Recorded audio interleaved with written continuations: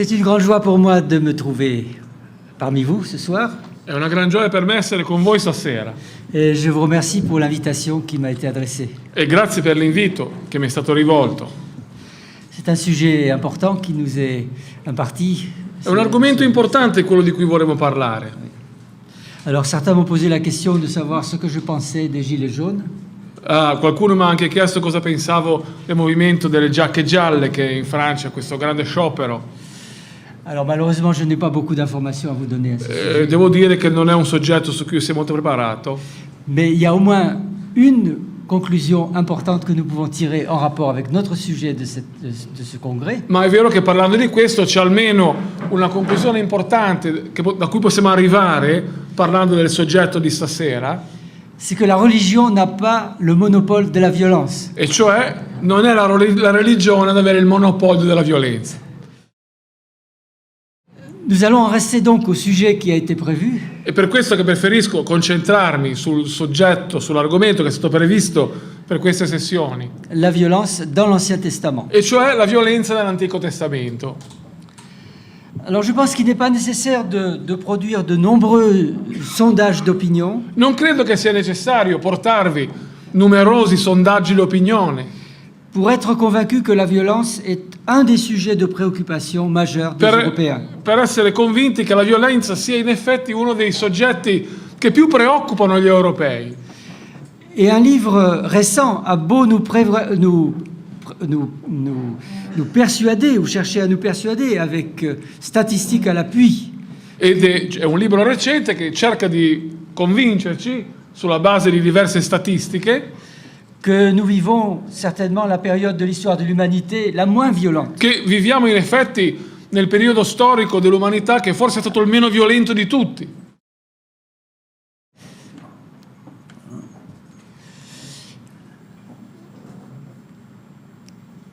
Que la violence est en régression, Quindi è un periodo storico in cui la violenza è in regressione, è in diminuzione, la préoccupation n'en est pas diminuée pour autant. ma questa diminuzione della violenza non si accompagna a una diminuzione della preoccupazione per la violenza.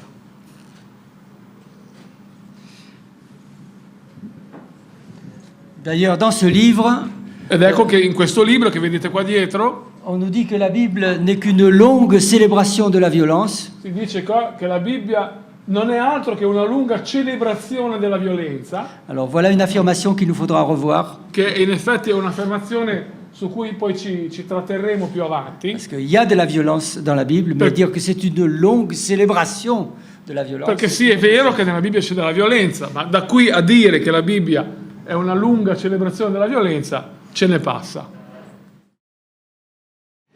La cause principale de cette préoccupation au sujet de la violence ces dernières années, La causa principale della preoccupazione riguardo alla violenza in questi ultimi anni est certainement la violence islamique. è senz'altro la violenza di base islamica. Et cette violence islamique par un double déplacement E questa violenza di base islamica, guardandola da due punti di vista se diversi, trouve largement retournée contre les chrétiens et contre la Bible. in effetti alla fine viene a essere rivolta per la maggior parte contro i cristiani e contro la Bibbia. Il y a d'abord un mouvement de généralisation È vero che c'è un movimento, diciamo, di generalizzazione. de violence islamique, on passe à violence religieuse, la religion. In effetti dal concetto di violenza islamica si trasla facilmente al concetto di violenza religiosa. Et ensuite une sorte de reparticularisation, de retombée E da lì, da questo concetto generale, ci si focalizza, si scende a de la violence religieuse, on passe à la violence chrétienne dans l'histoire. dal concetto di violenza religiosa arriviamo al concetto di violenza di matrice cristiana nella storia. Et dans ce débat, la teneur des textes bibliques E in questa discussione, in questo dibattito, il tenore, lo stile dei testi biblici, et en particulier de l'Ancien Testament, e in particolar modo dell'Antico Testamento, joue un rôle crucial. in effetti ha un ruolo veramente cruciale. Parce qu'on nous dit, mais vous aussi, dans la Bible, il y a beaucoup de violence. Perché alla fine si arriva sempre a qualcuno che ci dice: ma anche voi, anche nella vostra Bibbia c'è della violenza. Alors, en tant que chrétien, Allora, In quanto cristiani, et plus particulièrement de chrétiens attachés à l'autorité, à la vérité de la Bible, e effettivamente in quanto cristiani veramente attaccati, aderenti all'autorità della Bibbia, nous nous trouvons objectivement dans une situation, dans une position défensive. in effetti ci troviamo obiettivamente in una posizione di difesa. Nous sommes au fond contraints de répondre à des accusations Siamo obbligati a rispondere a delle accuse et peut-être même nous-mêmes ébranlés e anche noi stessi magari un po' scossi par la place que tient la violence dans la Bible. dall'importanza che in fondo ha la violenza nella Bibbia, perlomeno in senso quantitativo. Obligés de prendre en compte des textes Siamo un po' obbligati a tener conto di testi que nous préférerions ignorer, che in fondo preferiremmo noi stessi un po' ignorare. peut-être que nous ignorions. Anzi, addirittura forse li ignoravamo proprio. Et cette situation objective, nous ne pouvons pas la modifier. E questa situazione così com'è non si può cambiare. Il nous faut prendre la question à bras le corps. Dobbiamo buttarci a pesce in questo problema. Et je ne voudrais pas m'y soustraire. E senz'altro lo faremo, non eviteremo di farlo. Mais je voudrais dès maintenant vous proposer Ma mi piacerebbe iniziare subito, mi piacerebbe proporvi de nous placer aussi, et peut-être même de nous placer d'abord di posizionarci anche, addirittura posizionarci prima par rapport à Dieu, di fronte a Dio, par rapport à notre foi, di fronte alla nostra fede, par rapport à la Bible, di fronte alla parola di Dio, alla Bibbia, dans une situation de croyant confiant. e cioè di metterci nella posizione che è quella del credente che si affida, del credente che crede, che ha fiducia. Nous croyons que Dieu est juste et bon. E cioè noi crediamo che Dio è giusto e buono, Nous croyons que la Bible est sa parole e crediamo che la Bibbia è la sua parola. et qu'elle nous révèle de manière fiable Et- sa personne et son action. In effetti crediamo che la Bibbia ci riveli in una maniera fedele la sua persona, come lui si comporta. Alors nous pouvons aussi compter, recevoir Ed ecco lì che possiamo anche aspettarci di ricevere recevoir des instructions utiles et même précieuses, delle istruzioni utili, ma addirittura preziose, peut-être même inattendues, forse addirittura inattese, de textes qui au premier abord nous paraissaient dérangeants. da parte di testi che lì per lì, quando li abbiamo letti, ci hanno disturbato. C'est là le sens de la citation de Deborah Tonelli que je vous... Ed ecco il senso di questa citazione che ho scritto qua di Deborah Tonelli.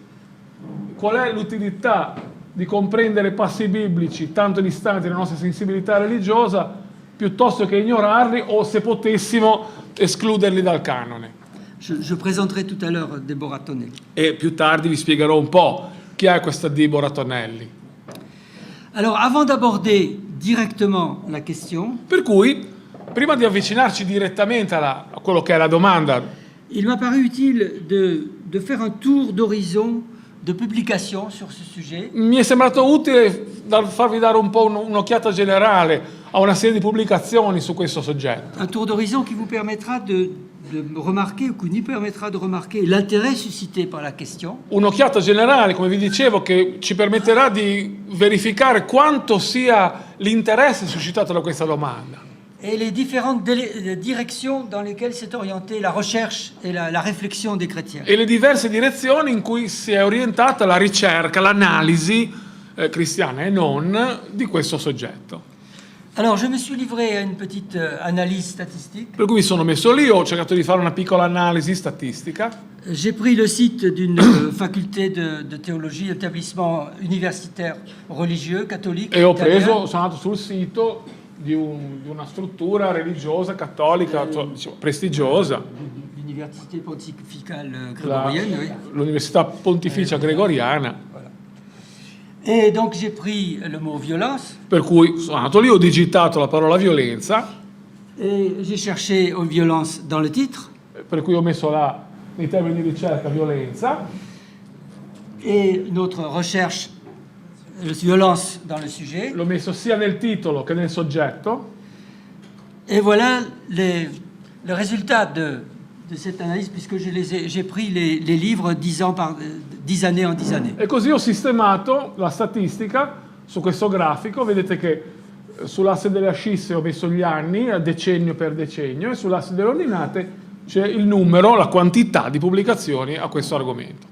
Alors, cette méthode, elle reste approximative, Certo, è un metodo di analisi approssimativo, grossolano, parce que les livres qui traitent de la violence n'ont pas tous le mot violence dans le titre. perché i libri che trattano della violenza non hanno per forza la parola violenza nel loro titolo. Alors, la recherche par mots-clés apparaîtra peut-être plus fiable, Per cui allora uno potrebbe essere portato a pensare che la ricerca per parola chiave magari possa dare risultati più vicini alla realtà. mais la recherche par mots-clés, elle porte une part non négligeable de subjectivité. Ma è vero anche che nella parola, usando come parola chiave, siamo anche sottoposti a una percentuale di errore soggettivo piuttosto importante. Parce que c'est le choix du bibliothécaire ou de ses assistants d'attribuer un sujet. Perché il bibliotecario o qualcuno dei suoi assistenti che ha deciso che quel libro lì parli di violenza e l'ha codificato sotto violenza, per cui c'è questo No. bias. Ça n'est pas une statistique exacte, Per cui non è una statistica esatta, mais elle fait apparaître quand même clairement ma vi fa chiaramente capire une progression. che il trend è a salire, il trend è positivo, è in aumento. Alors je ne sais pas pourquoi, dans la recherche par sujet, Non. le graphique retombe. Non so spiegare come mai che nel quadro relativo alla ricerca per soggetto alla fine il grafico cada così, non lo so. Mais si on s'en tient aux grandes lignes, Ma grosso modo, se lo guardiamo grosso modo, on voit bien que la violence devient un sujet préoccupant ci rendiamo conto che la violenza è veramente un soggetto che preoccupa. pour des ouvrages qui présentent un intérêt religieux, puisque ce sont les ouvrages d'une faculté de... Soprattutto considerando che qui stiamo d'université parlando di libri che hanno un soggetto religioso, visto che è quella la biblioteca che sono andata a cercare, ok? religieuse.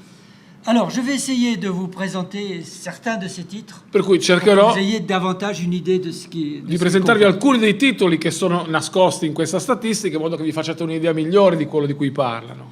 Alors, d'abord, on peut relever un certain nombre de congrès, de colloques sur le sujet de la violence. È anche interessante notare che non solo libri, ma anche congressi, eventi, incontri hanno avuto come soggetto questo appunto della violenza. Alors, en 2002, en 90, oui, Per esempio nel 1990 on a l'Association pour la culture biblique abbiamo l'Associazione Laica di Cultura Biblica qui a son congrès sur la violence dans la Bible. che ha fatto, eccolo qua, un congresso, la violenza nella Bibbia. En 2002, Nel 2002, le mouvement ecclésial de movimento ecclesiale di impegno culturale, les religions face à la violence, au problème de la violence. religione di fronte al problema della violenza.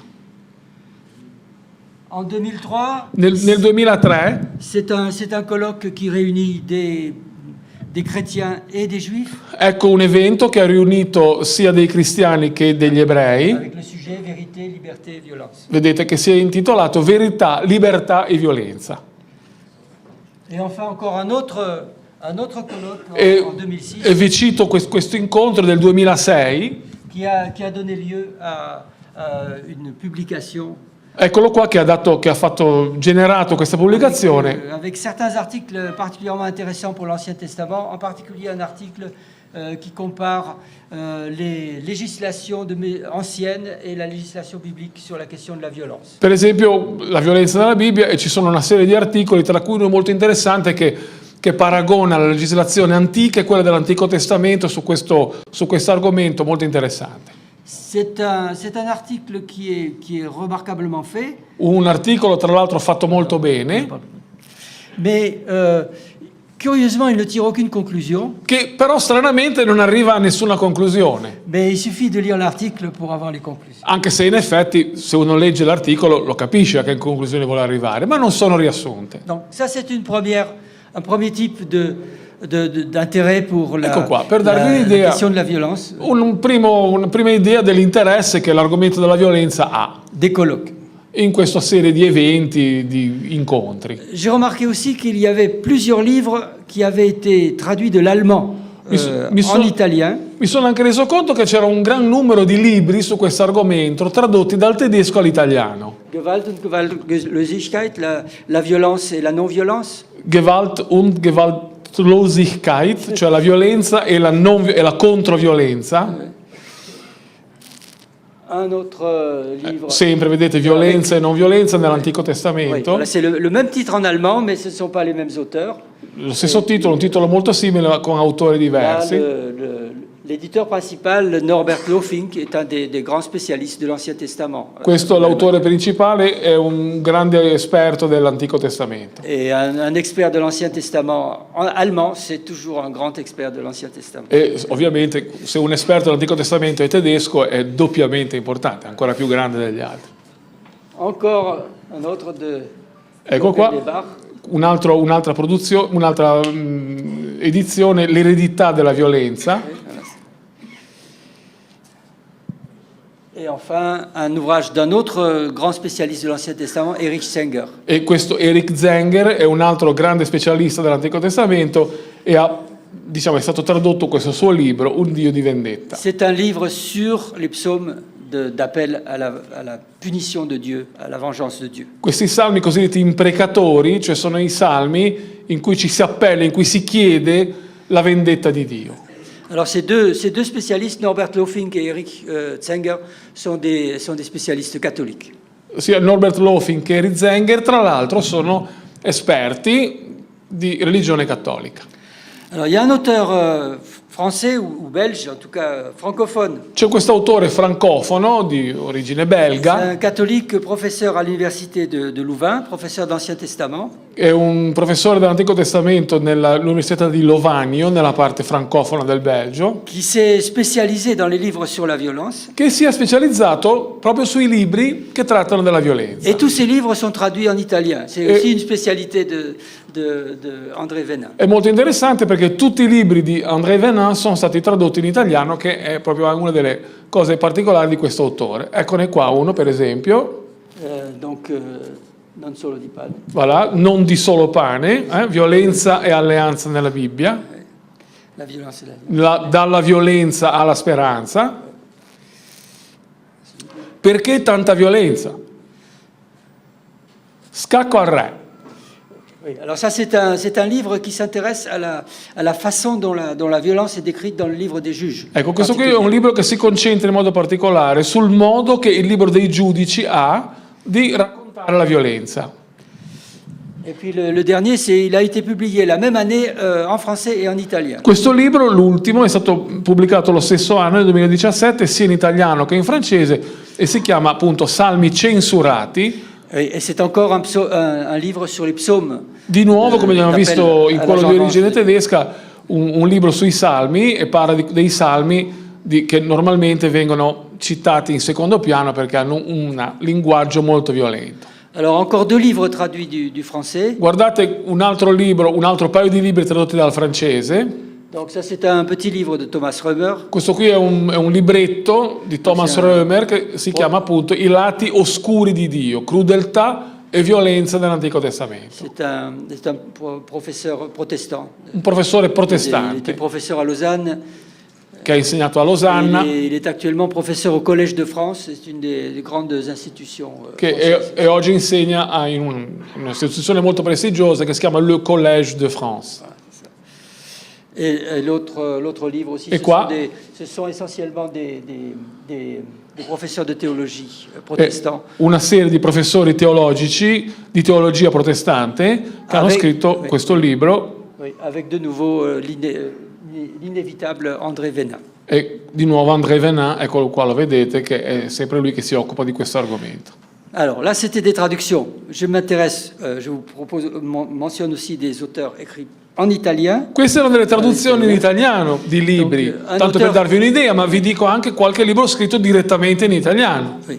Donc un auteur qui a écrit sur ce sujet, c'est Giuseppe Barbaglio. Ecco Giuseppe Barbaglio, che è un autore che ha scritto direttamente, Professeur d'écriture sainte, il était professeur à Lodi et à Milan. e ha insegnato sacre scritture a Lodi, vicino a Milano. Plutôt un spécialiste du Nouveau Testament que de l'Ancien Testament. Forse più uno specialista del Nuovo Testamento piuttosto che del Vecchio. Et donc son livre écrit en 1991 a été traduit en français et en espagnol. E questa volta il libro, pubblicato qua nel 91, è stato tradotto prima in spagnolo e poi in francese.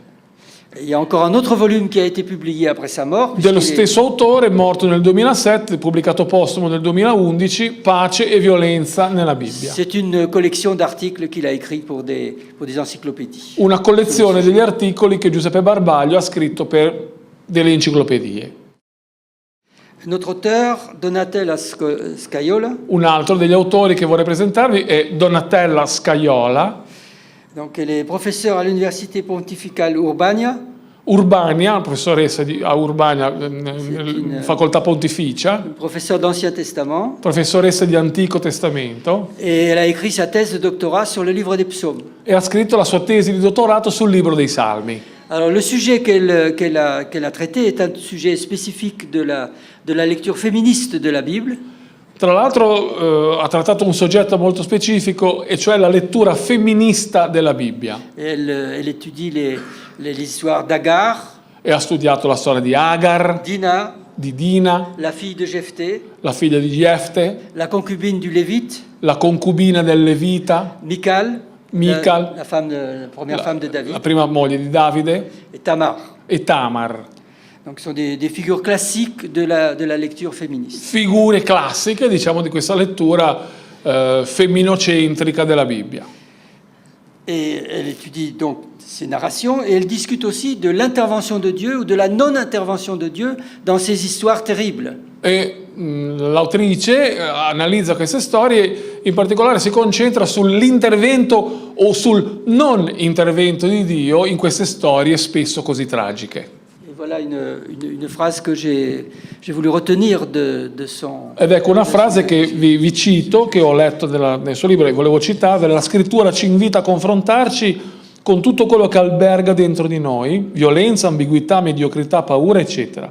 Come in uno specchio possiamo guardare la nostra immagine, che non è solo nobile e pura, accettarne le oscurità e decidere di migliorarci. Une autre auteure catholique, Un'altra autrice Deborah Tonelli, dont cattolica, Deborah Tonelli, che vi ho già citato qualche minuto fa, donc elle a fait ses études en Allemagne. ha studiato in Germania Elle a publié sa thèse sous la direction de Erich Stenger. e ha pubblicato la sua tesi sotto Eric Enger, che abbiamo visto prima, Oui, celui qui a écrit le livre sur les psaumes. che abbiamo visto, quello che ha scritto sul libro dei salmi imprecatori, diciamo. Et dans son livre, elle étudie 3 cantiques. E nel suo libro lei analizza 3 cantiche: Le cantique de la mère, ou on appelle aussi cantique de Myriam. il cantico della madre, cioè di Miriam. Oui, la mère, la mare, pas la madre. Scusa, no, sì, ciao, Oui. è troppo tirami su. Et oui, parce que la mère, c'est ambigu en français. Exode 15. Esodo 15, Et puis le cantique de Déborah, il cantico di Deborah, peut-être aussi à cause de son prénom. che tra l'altro forse è per quello che l'ha scelta, perché si chiama come lei, Et le cantique de Habakkuk. e il cantico di Abacuc. Et elle traite la question de la violence en termes d'image. E lei gestisce la trattazione della violenza da un punto di vista dell'immagine. Et donc elle prend certaines distances en considérant que ce sont des images de Dieu, des images violentes que les hommes se forgent, mais qui ne correspondent pas nécessairement à l'être de Dieu. Prende una certa distanza dal concetto, diciamo, vero di violenza, dicendo che sono immagini che l'uomo si forma e non necessariamente corrispondono a quello che Dio è davvero. Et donc la phrase que je cite là exprime bien sa façon de percevoir la Ho chose. scelto una frase qui che vi cito, che secondo me spiega molto bene il modo che ha Deborah Tonelli di capire questo argomento, e cioè: la violenza è quindi cifra di un certo modo di immaginare il rapporto tra Dio e il mondo, in tutta la sua complessità e ambiguità, generata anche dal fatto che l'immagine di Dio è proiezione e mediazione della progettualità umana in quel mondo. C'est compliqué. È complesso. Je cite cet auteur, Vi cito ora quest'altro autore, Pasquale Arciprete. Pasquale Arciprete, C'est pour rappeler que la violence, il n'y en a pas uniquement dans l'Ancien Testament, mais il y en a aussi dans le Nouveau perché Testament. voglio sottolineare che la violenza non è solo presente nell'Antico Testamento, ma anche nel Nuovo. Que le dernier livre Che in effetti du Nouveau l'ultimo Testament libro del Nuovo Testamento ne porte pas par hasard son nom d'Apocalypse, ou plutôt le nom d'Apocalypse a pris ce sens, ce n'est pas par hasard. Esatto, non si chiama per niente Apocalisse, anzi, Apocalisse ha preso il significato proprio perché descrive quello che descrive il libro dell'Apocalisse. Là, c'est de nouveau sur l'Ancien Testament. E qua siamo tornati all'Antico Testamento col lavoro di Enzo Bianchi, Oui, qui est prieur de la communauté religieuse de Beauce. che è il priore della comunità religiosa di Bose, Alors, c'est un livre de nouveau sur les psaumes. e di nuovo un libro sui Salmi, Et il insiste pour que l'on prie les psaumes d'imprécation en solidarité avec les victimes. e lui sottolinea l'importanza di poter pregare, di decidere di usare i salmi imprecatori come preghiere in solidarietà a chi è vittima. C'est intéressant de voir tant de livres publiés par des auteurs catholiques sur les psaumes d'imprécation. È molto interessante notare quanti libri autori cattolici hanno pubblicato proprio su questi salmi cosiddetti Je imprecatori. pense que ça n'est pas sans rapport avec la réforme du bréviaire romain qui a eu lieu dans les années 1960. Sapete che nel 60 circa il breviario cattolico è stato riformato e probabilmente sono collegate le due cose. Parce que là, on a décidé de supprimer du livre des psaumes un certain nombre de psaumes et de parties des psaumes pour la prière des moines, non pas pour le texte biblique. Perché è stato deciso di sopprimere come base per la preghiera dei monaci, non toglierlo dal canone biblico, ma è stato deciso di togliere queste fasi, queste aree dei salmi così discusse. Et une commission avait été nommée pour faire des propositions. Ed è stata nominata una commissione che indicasse quali aree, quali pezzi dei salmi. Et l'avis de la commission, c'était qu'il ne fallait rien enlever. E in effetti la commissione aveva concluso che non si sarebbe dovuto togliere nulla. Mais c'est Paul VI qui a fait preuve d'autorité papale Ma Paolo VI ha impugnato la sua autorità papale pour que l'on retire un certain nombre de passages. in modo che, no, in effetti alla fine alcune parti di salmi fossero particolarmente violenti, fossero ritirate. Et de la part de ces auteurs, Erich Sänger ou Ed ecco perché Erich Zenger o Enzo Bianchi insistent pour dire qu'il faut retenir toutes les paroles. invece sottolineano l'importanza di leggere tutti i salmi, anche quelli imprecatori, di non scartare nulla. Julie? Oui, oui, oui. E la frase Alors, che... oui, ça c'est donc. Il dit qu'il faut prier les psaumes. Ah, vi dicevo, Enzo Bianchi dice che bisogna usare questi salmi per pregare in solidarietà alle vittime. Voilà. Et aussi que les psaumes nous révèlent aussi notre propre violence. E anche che usando questi salmi viene messa in luce la nostra stessa violenza. Per esempio, la frase dice: certe grida dei salmi sono quelli di un uomo primitivo? È possibile, tuttavia, quest'uomo primitivo è in noi ed è un uomo vivente e presente, e convertirlo senza conoscerlo è impossibile. Ebbene, pregando i salmi imprecatori, il cristiano riconoscerà che forse in lui abita ancora uno spirito che non è di Cristo. Non dobbiamo credere di essere più vicini allo spirito di perdono del Vangelo solo perché il Vangelo è cronologicamente più recente dei salmi. Encore un texte important, Un altro testo importante che vorrei sottoporvi, publié par la Commission théologique internationale, pubblicato dalla Commissione Teologica Internazionale, donc qui est liée au Vatican, che è legata al Vaticano, et elle répond à l'accusation contre le monothéisme. e risponde a un'accusa contro il monoteismo. Et monothéisme et violence, y a-t-il un lien nécessaire? E si chiede, si pone la domanda se tra il monoteismo e la violenza ci sia davvero un legame Et necessario. discute aussi le thème ou la thèse d'un polythéisme tolérant. E discute di seguito qua sotto anche la tesi che invece il politeismo, se paragonato al monoteismo, sia tipicamente tollerante. Un auteur évangélique, Ecco un autore evangelico il n'a pas été traduit en italien, che non è stato mais vous tradotto l'avez in invité italiano. ici.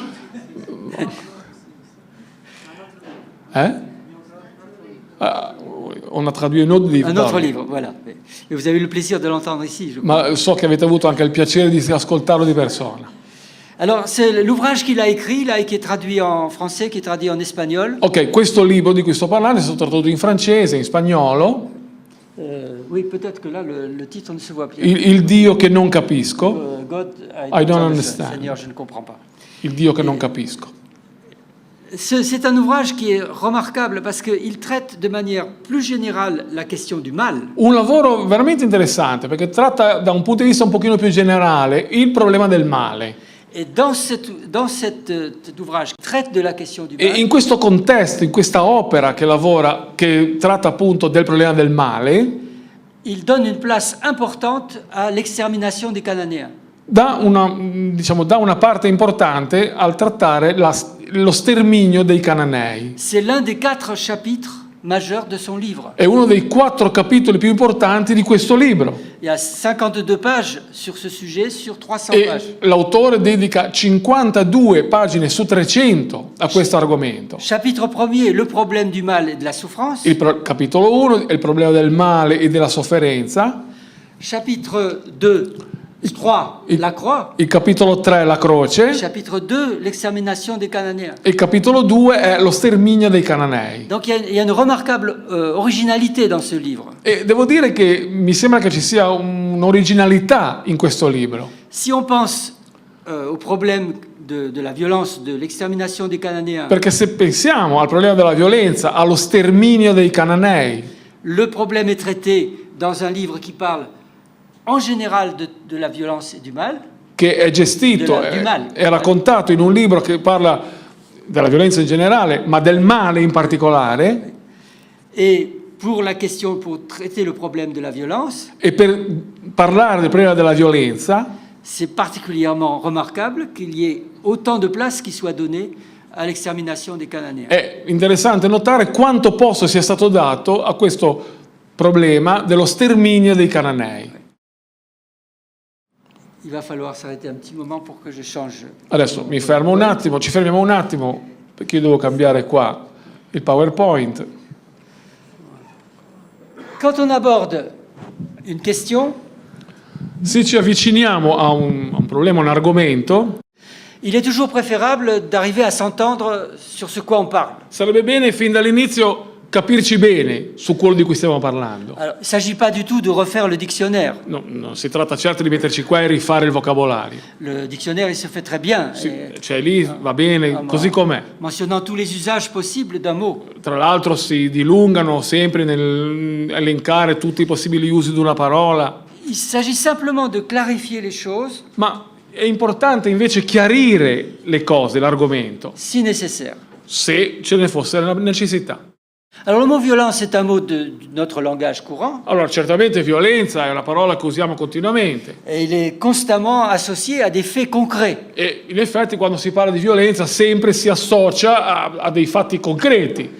Donc on comprend facilement de quoi il est question lorsqu'on parle de violence. Per cui quando si dice la parola violenza è facile capire di cosa stiamo parlando. La violence, c'est quelque chose de traumatisant, La violenza è qualcosa di traumatizzante, quelque chose de regrettable. qualcosa che dispiace. On parle de force impétueuse, agressive. Vedete, forza impetuosa, aggressiva. Deux points me paraissent utiles de signaler. E mi sembra utile, Préciser. mi sembra utile precisare 2 punti. Il y a les domaines de la violence. Ci sono le aree della violenza. On parle de violence physique, C'è, per esempio, la violenza fisica, de violence morale, c'è la violenza morale, de violence psychologique, c'è la violenza psychique, psicologica, psichica, de violence verbale. la violenza Ouais, verbale. elle n'est pas marquée dans les dictionnaires. Non c'è scritto, ma ve lo dico. Mais je voudrais proposer que la violence est d'abord une atteinte à l'intégrité physique de la personne. E vorrei chiedervi se siete d'accordo con me di pensare alla violenza soprattutto Sì. come un attentato all'integrità fisica di qualcuno. De manière fondamentale, Diciamo, più o meno partiamo da lì. Questo è il centro della parola. sans négliger les autres possibilités. Senza les autres assolutamente negare anche le domaines. altre L'autre domaine, possibilità c'est tant la violence. e le altre aree in cui la violenza eventualmente può diventare reale. Je propose dans notre recherche sur l'Ancien Testament, ma vi propongo, nella nostra ricerca, nella nostra futura ricerca sull'Antico Testamento, de nous concentrer sur cet aspect physique de la violence, di concentrarci su questo aspetto fisico pour atteindre les choses les plus manifestes, les plus concrètes. per arrivare a parlare, ad analizzare gli aspetti più concreti, più manifesti, più visibili di questa violenza. Deuxième précision, E la seconda precisazione Sì. che vorrei fare a questo riguardo le rapport de la violence avec la légalité è il rapporto tra violenza e legalità et plus fondamentalement avec la légitimité morale. e addirittura sotto con la legittimità morale della violenza. Violenza, legalità, legittimità.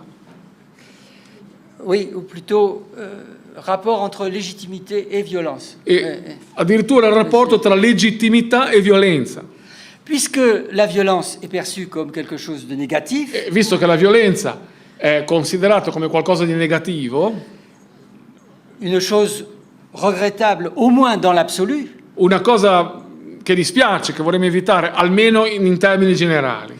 est-ce que ce ne serait pas une facilité de réserver l'usage du mot à ce qui est moralement condamnable Non sarebbe più facile allora riservare, limitare l'uso della parola a quello che è, diciamo, ufficialmente spiacevole, indiscutibilmente spiacevole? et comme ça la violence serait toujours mal? In questo modo la violenza sarebbe sempre sbagliata.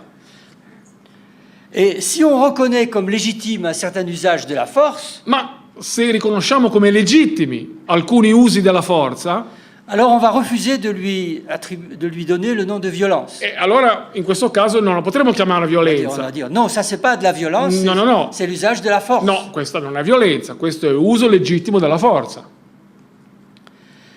Je propose de renoncer à cette clarification apparente. Per cui io vi propongo di rinunciare anche a questa chiarificazione che è apparente, D'abord, elle ne correspond pas à l'usage commun. perché punto 1 non è esattamente il modo in cui si pronuncia la parola oggi. On parle couramment de violence légale, de violence légitime. Si dice violenza legale, violenza legittima.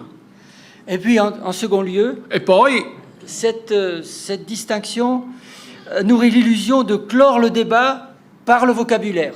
darebbe l'illusione di evitare il dibattito, evitare l'analisi, solo da un punto di vista del vocabolario.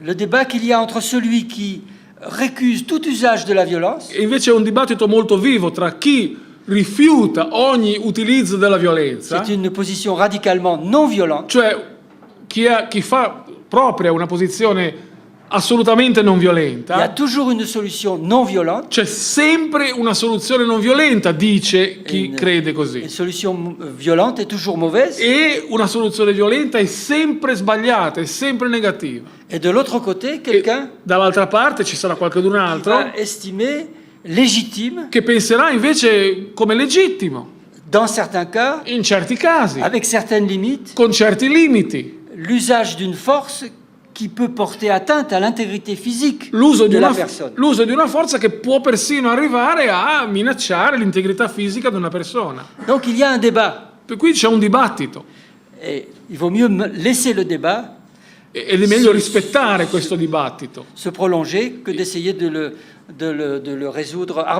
arbitrairement e lasciarlo maturare senza pretendere di risolverlo arbitrariamente, par une question de vocabulaire. giocando sulla parola. Lorsqu'on parle de violence dans la Bible, Quando si parla di violenza nella Bibbia, c'est l'Ancien Testament qui vient d'abord à l'esprit.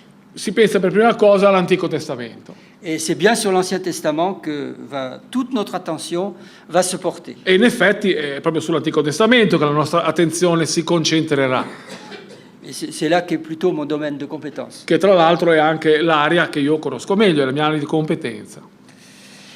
Mais cette question, nous l'abordons en tant que chrétiens. Ma comunque è anche vero che questa domanda ce la facciamo come credenti. Et donc la question du rapport sur la violence, la question du rapport entre l'Ancien et le Nouveau Testament Per cui, est essentielle. per cui l'argomento della relazione che lega l'Antico Testamento e il Nuovo Testamento per noi è essenziale. Nous sommes héritiers de Moïse, des prophètes, des chantres, des sages de l'Ancien Testament. Noi siamo eredi di Mosè, di tutti quelli che hanno scritto l'Antico Testamento, di quelli che hanno cantato i canti dell'Antico Testamento. Mais c'est en tant que disciples de Jésus-Christ que nous le sommes. Però è vero che lo siamo in funzione del fatto che siamo discepoli di Gesù Cristo. Alors, comment est-ce que nous relions ces deux grandes étapes de la révélation, de l'Ancienne et de la Nouvelle Alliance? Come mettiamo quindi in connessione, in collegamento queste due grandi tappe della rivoluzione di Dio? Alors, il y a une manière inadéquate, C'è una maniera inadeguata di farlo, c'est d'opposer le Dieu méchant de l'Ancien è Testament quella di mettere di fronte un Dio cattivo dell'Antico Testamento et le Dieu bon du Nouveau Testament. al Dio buono del Nuovo Testamento. Et il est remarquable que tous les auteurs qui écrivent sur cette question aujourd'hui E è interessante notare che tutti gli autori che scrivono su questo argomento oggi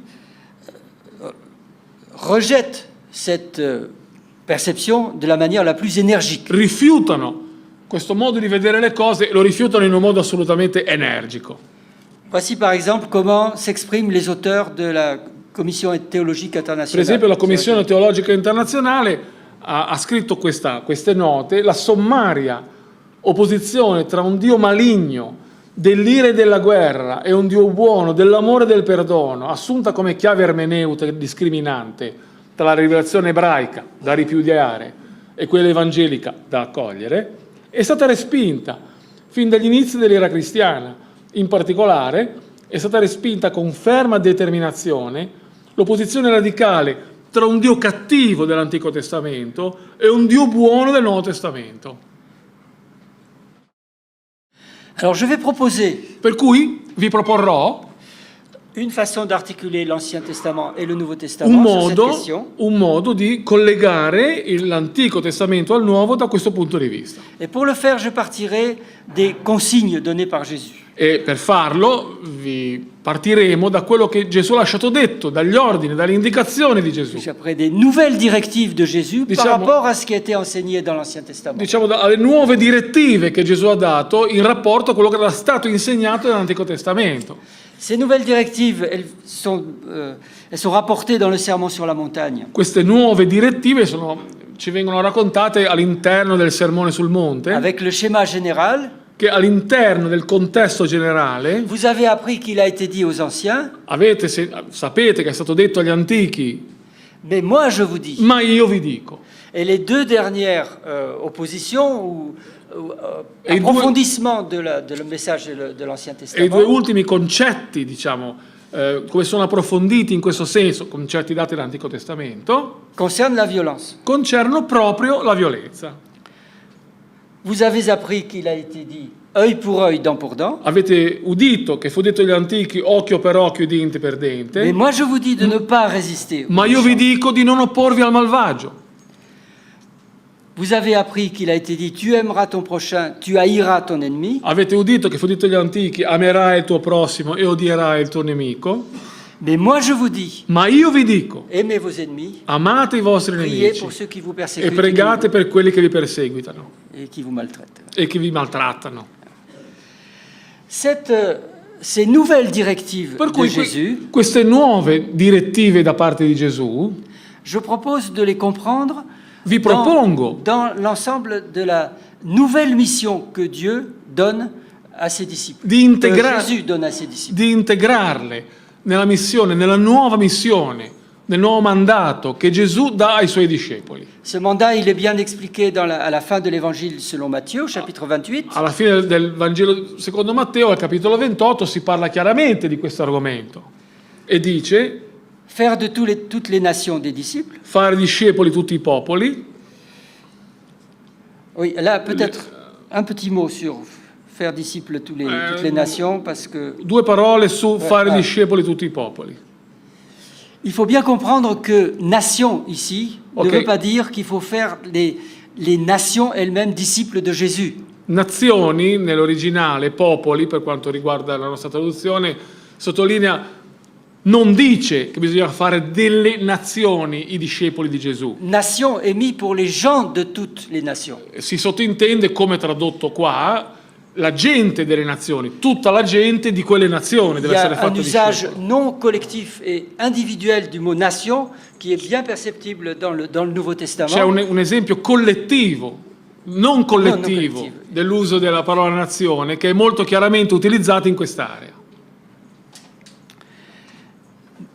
Les baptiser au nom du Père, du Fils et du Saint-Esprit. Battezzare nel nome del Padre, del Figlio e dello Spirito Santo. Ce deuxième élément montre bien comment il faut comprendre nation. E in effetti questo secondo elemento, se avessimo ancora dei dubbi, ci spiegherebbe chiaramente come capire questa parte dei popoli, delle nazioni precedente. On ne baptise pas les nations, Perché non sono certo le nazioni, i paesi che vanno battezzati. on baptise des gens.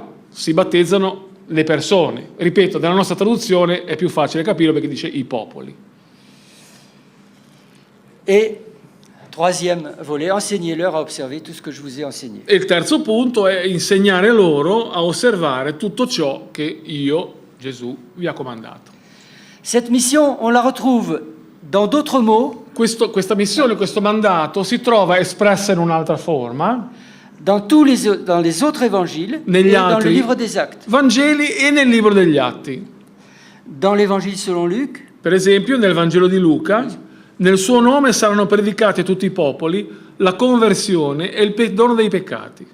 dans l'évangile selon Jean, Per esempio, in Giovanni dice: io mando voi, a coloro a cui perdonerete i peccati saranno perdonati.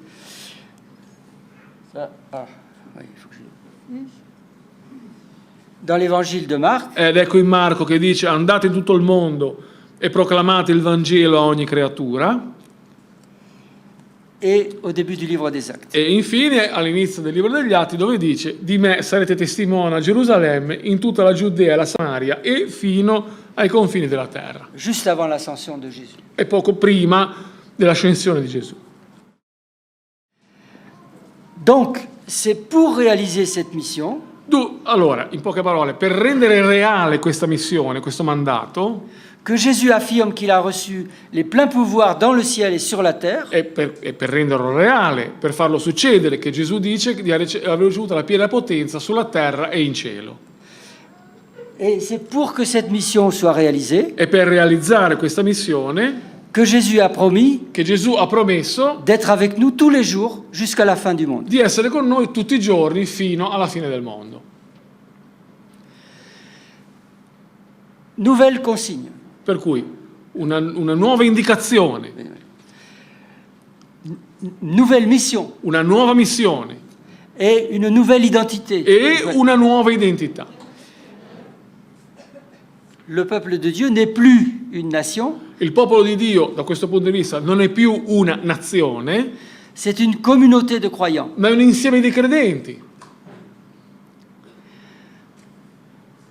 Ce que Jésus annonce, Che è quello che Gesù dice, il ne va pas transformer le monde, il va édifier sa communauté. non dice che trasformerà il mondo, dice che edificherà la sua comunità.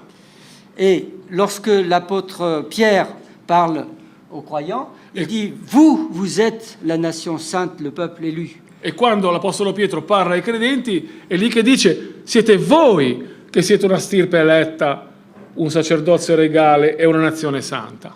Et justement, il emploie le mot de nation E giustamente qua invece si usa la parola nazione pour une communauté qui n'est pas une nation. e in realtà identifica una comunità, cioè chiama nazione una comunità che non è una nazione, è una comunità. Donc il y a une grande cohérence dans la perspective du Nouveau Per Testament cui vi rendete conto che c'è una grande coerenza nella prospettiva presentata dal Nuovo Testamento nouvelle consigne de Jésus, non violente, tra, diciamo, le nuove indicazioni di Gesù sulla non violenza.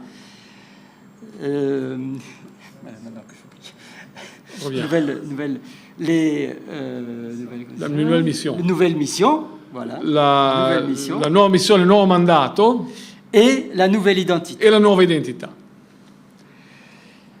Cette façon de présenter la différence entre l'ancienne et la nouvelle alliance, Ed ecco che questo modo di presentare l'antico patto e il nuovo patto, que je vous propose, che ve la propongo, je pense qu'elle a un double avantage. credo che abbia un vantaggio doppio. D'abord, elle nous permet de bien marquer la différence entre l'ancienne et la nouvelle alliance. Prima di tutto ci permette di sottolineare in modo molto chiaro le differenze tra l'antico e il nuovo patto. La différence entre la mission de l'Église La differenza che intercorre tra la missione della Chiesa et les exemples de violence E que l'on gli- a dans l'Ancien Testament, e gli esempi di violenza che abbiamo invece nell'Antico Testamento. ou même les ordres de violence E que l'on a dans l'Ancien addirittura Testament. i comandi di utilizzare violenza che ci sono nell'Antico Testamento. La Bible ne se lit pas à plat. La Bibbia non si legge così uno dopo l'altro ciecamente. Elle a une profondeur historique. E invece bisogna metterla in prospettiva, bisogna capire che ha una profondità Il y storica. a un déploiement de la révélation dans le temps, La rivelazione si sviluppa nel tempo, de manière progressive, si sviluppa in modo progressivo, jusqu'à la venue de Jésus-Christ. fino all'arrivo di Gesù. Et c'est manifestement abuser de la Bible Ed è abusare del testo biblico. que de prendre des exemples de l'Ancien Testament, Prendere degli esempi dell'Antico Testamento, des ordres de l'Ancien Testament, dei comandi dell'Antico Testamento, pour s'autoriser à défendre le royaume de Dieu, per autorizzarci a difendere da questo punto di vista il regno di Dio, ou à propager le royaume de Dieu o par les armes. addirittura a propagare il regno di Dio attraverso l'uso delle armi. Et là, nous avons une grille de lecture critique de l'histoire de la chrétienté, Ed ecco lì che a questo punto si può prendere questa matrice e leggere in modo critico la storia del cristianesimo et une réponse aux critiques contemporaines concernant cette histoire de la chrétienté. e ci sono anche gli strumenti per rispondere alle critiche moderne di quello che è la storia dell'Antico Testamento.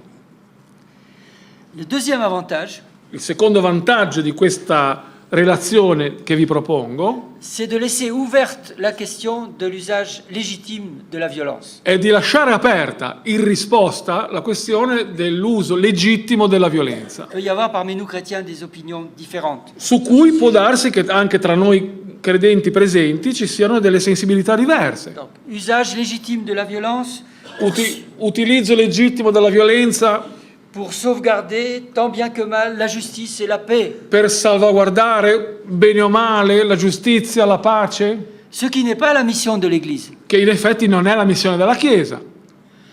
Car si on déclare tout de suite Perché se dichiariamo in apertura que l'enseignement du Christ che l'insegnamento di Gesù Cristo condamne tout usage de la violence, condanna ogni uso, ogni utilizzo della violenza, on se retrouve quand même avec une tension difficilement supportable ci troviamo preda di una tensione difficile da risolvere entre un Ancien Testament tra l'Antico Testamento, qui la présente incontestablement comme nécessaire, che invece presenta la violenza in modo incontestabile come necessaria, oui, en tout cas un certain usage de la violence comme o nécessaire, perlomeno un certo utilizzo necessario della violenza, jusqu'à une victoire ultime. fino ad arrivare fino ad arrivare alla vittoria ultima di ciò che è bene. Oui.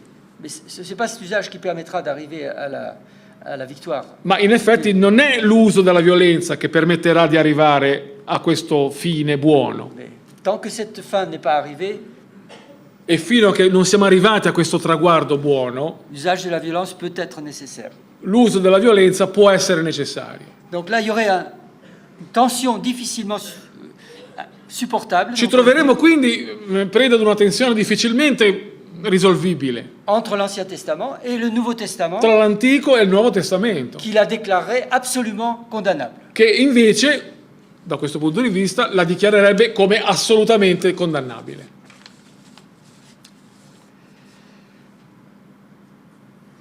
Je reviens à l'Ancien Testament. Torno un attimo all'Antico Testamento. Il nous faut bien mesurer que la violence dans l'Ancien Testament ne se limite pas à quelques textes isolés. Bisogna essere consci del fatto che il racconto della violenza nell'Antico Testamento non si limita a qualche testo isolato, On retrouve la violence dans les différents types de discours perché in effetti la violenza si trova in diversi tipi di discorsi dont l'Ancien Testament est constitué. nel corso dell'Antico Testamento, di cui è costituito l'Antico Testamento. On la retrouve dans la narration, La bien sûr, troviamo nella narrazione, avec les récits de guerre, con quello che ci viene raccontato delle guerre, delle battaglie, les récits de violences diverses, même en dehors des guerres. quello che ci viene raccontato della violenza, varie violenze dentro e fuori dalle guerre. On la retrouve dans la loi La troviamo nella legge, qui laisse plus ou moins de place à la violence. una legge che lascia un po' di posto più o meno alla violenza. Par exemple, la place laissée à la vengeance familiale dans le traitement de l'homicide. Per esempio, il posto lasciato alla vendetta alla faida familiare nella gestione di un omicidio, la répression plus ou moins violente du mal, la repressione più o meno violenta del male, l'étendue de la peine de mort, il numero dei casi notevole in cui si applichi la pena di morte et le mode d'exécution de cette peine capitale, e anche il modo di somministrare la pena capitale, la lapidation. per esempio la lapidazione. La violence, on la rencontre chez les prophètes, La violenza si trova anche nei profeti, nelle profezie, dans l'énoncé des châtiments divins, per esempio nell'enunciare, nel raccontare, nel prevedere, nel profetare i castighi divini, les guerres, le les guerre, famines, le carestie, les famines, les épidémies le epidemie, sont annoncées, des épidémies sont annoncées comme des punitions divines. che sono annunciate come punizioni divine. On la rencontre dans les prières La troviamo nelle preghiere, avec l'appel à la vengeance de Dieu, per esempio questo richiamo, questo sospirare, questo invocare la vendetta divina, ou même l'invocation de l'aide de Dieu dans la bataille, o anche l'invocazione dell'aiuto di Dio nella battaglia, comme le psaume 18. per esempio come fa il Salmo 18. Dans la sagesse, je ne sais pas si avancé. Dovrebbe apparire un fumetto che dice sapienza Oui, ça vient pas. e non arriva, però c'è. Bon, ben là il faudrait mettre donc. Qua ci sarebbe scritto oui, sapienza. voilà. Dans la sagesse, c'est peut-être moins évident, mais quand même. Ok, magari nella sapienza è un pochino meno evidente, ma c'è anche lì. Quand on lit les ouvrages de sagesse, en particulier le livre des Proverbes, Perché quando leggiamo i libri di sapienza, per esempio il libro dei on Proverbi, ressent bien dans ces conseils du livre des Proverbes si sente dietro le quinte di questi consigli che dà il libro dei Proverbi. la conviction que le mal doit être rigoureusement combattu, Si réprimé. sente la convinzione che il male debba essere rigorosamente combattuto, represso. Dans l'éducation familiale, par le châtiment corporel, Per esempio nell'educazione familiare, anche coi castighi fisici, corporali, et dans la société, par la punition des méchants. e nella società con la punizione dei cattivi. Et dans chacun de ces domaines, la question de la violence se pose de manière différente. È ovvio che in queste aree il problema della violenza viene presentato in modo diverso. Et même à l'intérieur d'un même domaine, il peut y avoir des façons différentes dont la question se pose. E anche all'interno di ogni singola area la violenza può essere presentata in modi diversi. Alors, il nous faudra faire un choix. Per cui dovremo scegliere. Nous ne pourrons pas tout prendre en compte, Non possiamo tener conto di tutto, mais je pense que le choix nous permettra suffisamment d'aborder le sujet ma penso che le aree che sceglieremo di analizzare saranno sufficienti per capire, per avvicinarci a questo soggetto. et de comprendre aussi la façon de l'aborder de manière plus générale. E ci aiuterà anche a capirlo, come estrarre delle norme generali per gestirlo in modo generale, Et en résolvant certaines difficultés, Risolvendo- aider à en résoudre d'autres. risolvendo delle difficoltà automaticamente se ne risolveranno delle altre. Donc, ce que je vais proposer Per pour cui- les prochains exposés, Per cui quello che vi propongo per le prossime sessioni c'est d'aborder d'abord la question de récit et de loi, è di iniziare con l'analisi della legge, delle dichiarazioni, en nous intéressant à la période de David où il a été chef de bande. e interessandoci particolarmente di quel periodo in cui Davide ha capitanato una banda armata. Un chef de bravi. Sì, un capo bravo, una banda armata, un partigiano, diciamo. Et puis ensuite d'aborder la question de la prière Dopodiché avec, vedremo la questione della preghiera avec les psaumes de vengeance. con questi salmi di vendetta. En troisième lieu, Terzo luogo, la période fondatrice il periodo fondatore, d'Israël avec la libération de l'esclavage, il periodo in cui Israele è veramente nato, la liberazione dalla schiavitù, le don de la loi et la conquête du pays promis. il dono della legge, la conquista della terra promessa, Alors c'est en fait un retour à la narration, che in effetti, torniamo un pochino indietro, rientriamo nella narrazione. mais là c'est davantage l'implication de Dieu dans la violence. Ma lì ci fa capire bene, diciamo, come si è messo Dio, come Dio stesso è stato coinvolto dalla violenza. Son action, La sua stessa azione, ses ordres, gli ordini che ha dato. et puis en arrière-plan, ses choix. E dietro le quinte le scelte di Dio. Pourquoi a-t-il choisi de s'investir et de se mettre en évidence Come dans le mai, monde par come- ces événements? come mai Dio ha scelto di farsi conoscere, di investire in questi gesti di questo tipo? Et enfin, pour le dernier exposé, E poi alla fine, l'ultima sessione, nous aborderons la question: le monothéisme est-il une source parleremo spécifique de violence? dell'argomento se il monoteismo è o non è una sorgente specifica di violenza. Je voudrais terminer ce soir Mi piacerebbe concludere stasera en vous invitant à exprimer notre reconnaissance invitandovi a esprimere la nostra riconoscenza pour la personne et pour l'œuvre de notre Seigneur Jésus-Christ, per la persona, per l'opera del nostro Signore Gesù Cristo, pour la mission qu'il a confiée à l'Église, à son Église, Per la dans miss- l'attente de son retour. per la missione, per il mandato che ha affidato alla sua Chiesa, aspettando il suo ritorno, Être les messagers, essere i messaggeri, les ambassadeurs essere gli de ambasciatori la réconciliation entre Dieu della et les hommes. riconciliazione tra Dio e gli uomini, Comme le dit Paul, come dice Paolo, au nom du Christ, nel nome di Cristo. nous vous en supplions, Vi supplichiamo, soyez réconciliés avec Dieu. siate riconciliati in Dio. Voilà le message que nous avons reçu. Ecco il messaggio che abbiamo ricevuto a questo proposito. Ce message n'efface pas les traits de violence Il che qui non cancella qui parcourent l'Ancien et le Nouveau Testament. questa colorazione di violenza che attraversa l'Antico e il Nuovo Testamento. C'est bien le contexte passé, présent et à venir Ma è il contesto relativo al passato, al presente e al futuro dans lequel ce message est proclamé. nel quale questo messaggio è via via proclamato. Mais notre mission, Ma la nostra missione c'est d'être porteur d'une bonne nouvelle, è quello di essere i portatori di una buona notizia, de la bonne nouvelle. di quella che è la buona notizia. Amen. Amen.